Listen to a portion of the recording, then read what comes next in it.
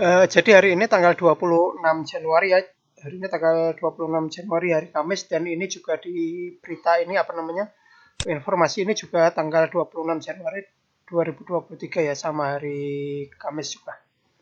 Nah, jadi ini berita ini baru muncul hari ini ya. Hari kemarin belum ada berarti kalau saya lihat di sini. Nah, tapi saya sendiri tidak tahu ini berita ini munculnya tadi pagi jam berapa gitu. Soalnya saya agak agak menjelang siang itu baru buka sih dan sudah muncul ini. Kita coba baca ya informasi ini bersama-sama. Semoga saja nanti kita lihat apakah ada bagian yang penting atau tidak itu.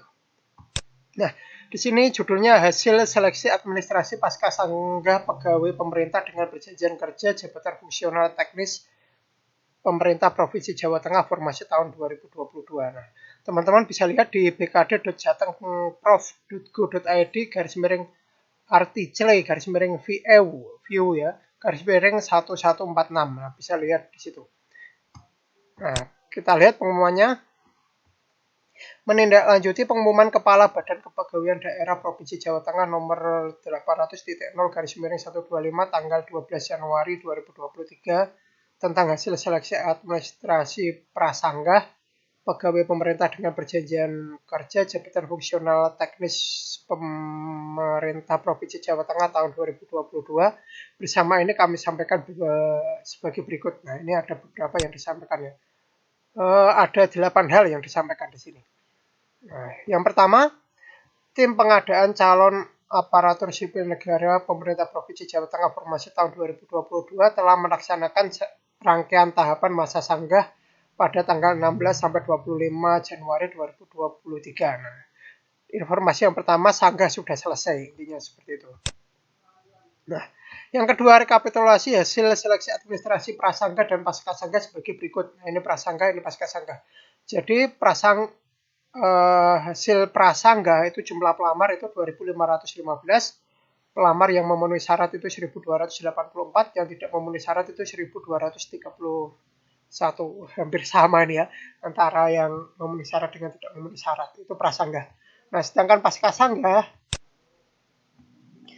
jumlah pelamar memenuhi syarat prasanggah itu kan 1.284 ya, ini dengan ini sama. Jumlah pelamar TMS tidak memenuhi syarat itu 1.231 sama ya. Nah, yang mengajukan sanggah itu ada 247. Tetapi yang sanggahnya diterima itu hanya 17. Dengan kata lain, yang ditolak itu ada 270. Nah, jumlah pelamar memenuhi syarat pasca sanggah, jadi endingnya, terakhirnya yang memenuhi syarat ya, pelamar yang memenuhi syarat masa sanggah ini, pasca sanggah itu ada 1.301 ya. Berarti yang memenuhi syarat itu ada 1.301, sedangkan yang tidak memenuhi syarat ini berkurang 17 gitu ya. Nah, masih sekitar berapa ya? 1.214 ya, sekitar itu ya. Selanjutnya yang ketiga ini, bagi pelamar yang mengajukan sanggah namun ditolak dapat melihat alasan sanggahan ditolak melalui akun SSN masing-masing. Jadi alasan penolakannya itu bisa dilihat di SSN ya. Silakan login di situ. Nah, yang keempat, bagi pelamar yang dinyatakan memenuhi syarat administrasi pasca sanggah berhak mengikuti tahap selanjutnya yaitu seleksi kompetensi. Nah, ini harus siap-siap ini teman-teman. Silakan belajar ya untuk seleksi kompetensi, dan selain belajar teman-teman lihat aturannya seperti apa untuk seleksi kompetensi itu ya. Jadi jangan hanya belajar saja atau jangan hanya melihat aturannya saja. Dua-duanya harus dilakukan. Kelima, jadwal dan titik lokasi pelaksanaan seleksi kompetensi P3K jabatan fungsional teknis pemerintah Provinsi Jawa Tengah formasi tahun 2022 akan kami informasikan lebih lanjut melalui website BKD Jatengprov dan media sosial Instagram BKD Jatengprov resmi milik Badan Kepegawaian Daerah Provinsi Jawa Tengah. Jadi berarti di sini ada kata akan ya. Akan kami informasikan, berarti belum. Nah, berarti kita nunggu kapan ini, besok-besok lah ini kita tunggu, cek di web ini ya BKD Jatengprov, juga cek di Instagramnya, nanti jadwalnya akan muncul gitu ya, entah besok-besok kapan tanggal berapa. kurang tahu juga lah, sering-sering cek lah. 6. Keputusan panitia bersifat mutlak dan tidak dapat diganggu gugat. Berarti ya sudah memenuhi syarat, ya memenuhi syarat, ya tidak memenuhi syarat, ya tidak memenuhi syarat, sudah tidak dapat diganggu lagi. Karena ini sudah pasca sanggah. Yang ketujuh, bagi pelamar yang dinyatakan memenuhi persyaratan administrasi pasca sanggah dimohon agar terus memantau informasi terkini seputar penerimaan pegawai pemerintah dengan perjanjian kerja, jabatan fungsional, tenaga teknis, formasi tahun 2022 melalui kanal-kanal resmi Badan Kepegawaian Daerah Provinsi Jawa Tengah. Jadi melalui BKD ini dan Instagram. Suruh cari informasi di situ. Nah, di sini disuruh terus memantau ya di sini BKD Jateng Prof ini terus dipantau. Yang ke-8, pengumuman lengkapnya dapat diunduh melalui, nah ini ada 3 downloadan ya, bisa download 3 ini. Nah ini sudah saya download ya, ada 3. Pertama ini pengumuman lengkap, daftar yang sanggahannya diterima dan daftar pelamar yang memenuhi syarat. Nah ini lampiran 1, lampiran 2. Kita coba lihat pengumuman resminya dulu, ini sudah saya download. Nah, pengumuman nomor 810.0/263 tentang hasil seleksi administrasi pasca pegawai pemerintah dengan perjanjian kerja, jabatan fungsional teknis pemerintah Provinsi Jawa Tengah, formasi tahun 2022.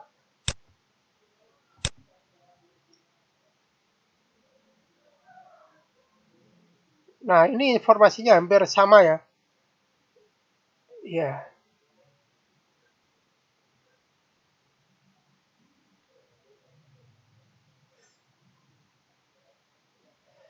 Nah, ini informasinya ternyata hampir sama. Ada, kalau tadi ada 8, ini ada 9 ya. Nah, ini masa sanggah peserta, ini masa jawab sanggah, ada hasil ini ya, tim pengadaan ini. Hasil seleksinya pelamar nih.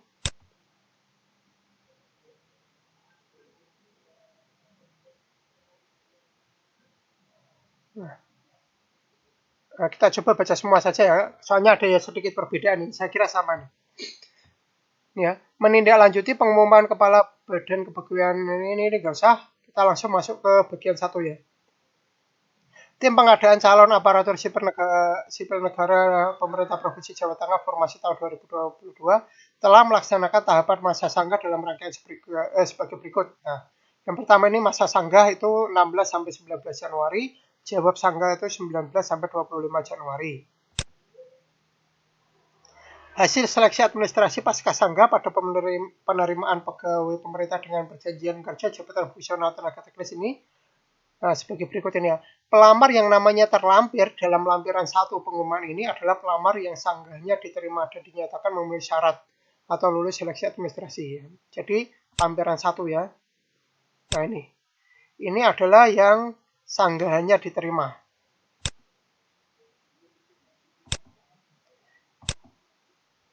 Nah, 17 orang ini yang nama-nama ini yang sanggahnya diterima ya. Jadi ada 17 orang yang sanggahnya diterima. Silakan teman-teman dicek ini. 17 orang ini. Nah, selanjutnya, pelamar yang namanya terlampir dalam lampiran 2 pengumuman ini adalah daftar seluruh pelamar yang dinyatakan memenuhi syarat atau lulus seleksi administrasi pasca sanggah. Nah, ini lampiran 2 ini seluruh peserta seleksi yang memenuhi syarat ya, pasca sanggah. Nah, teman-teman cek ini semuanya harus dicek ya. Baik, kalau yang lampiran 2 berarti harus dicek semua peserta ya, semua peserta. Sedangkan yang lampiran 1 itu khusus bagi yang mengajukan sanggah, silahkan dicek. Pelamar yang namanya tidak terlampir dalam lampiran 1 atau 2 pengumuman ini dinyatakan tidak memenuhi syarat, tidak lulus seleksi administrasi pasca sanggah. Jadi teman-teman yang namanya tidak ada di lampiran 1 maupun lampiran 2 berarti tidak bisa melanjutkan ya, karena tidak memenuhi syarat.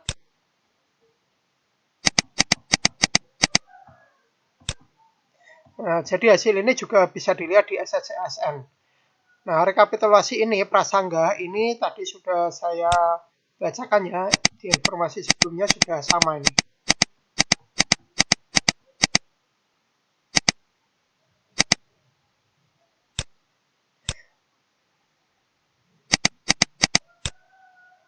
Nah, ini nomor 7 ini yang beda dengan yang tadi ya. Pelamar yang sudah dinyatakan lulus oleh panitia tetapi di kemudian hari terbukti kualifikasi pendidikannya tidak sesuai dengan yang telah ditetapkan oleh menteri, terbukti melakukan pemalsuan dokumen dan tidak memenuhi persyaratan lainnya, panitia dapat membatalkan kelulusannya bersangkutan. Nah, ini ya, kalau misalkan ini pemerintah melakukan kesalahan sehingga misalkan yang jurusannya itu tidak sesuai ya, kualifikasi pendidikannya misalkan dia tuh jurusan apa gitu ya, jurusan A, padahal yang diminta jurusan B, misalkan kayak gitu, dia jurusan A, nah itu kan tidak sesuai. Nah, kalau kayak gitu, misalkan ini memenuhi syarat pun, nah, jika di suatu saat nanti eh, terjadi kesalahan, pemerintah lebih teliti dan dinyatakan tidak lolos, itu harus siap karena sudah ada pemberitahuan ini, itu harus siap. Gitu. Nah, kalau yang kondisinya seperti itu, nah, silakan diputuskan sendiri mau tetap lanjut atau tidak lanjut gitulah. Tapi kalau misalkan mau lanjut, ya resikonya itu kalau nanti ketahuan tidak memenuhi syarat ya siap-siap digagalkan.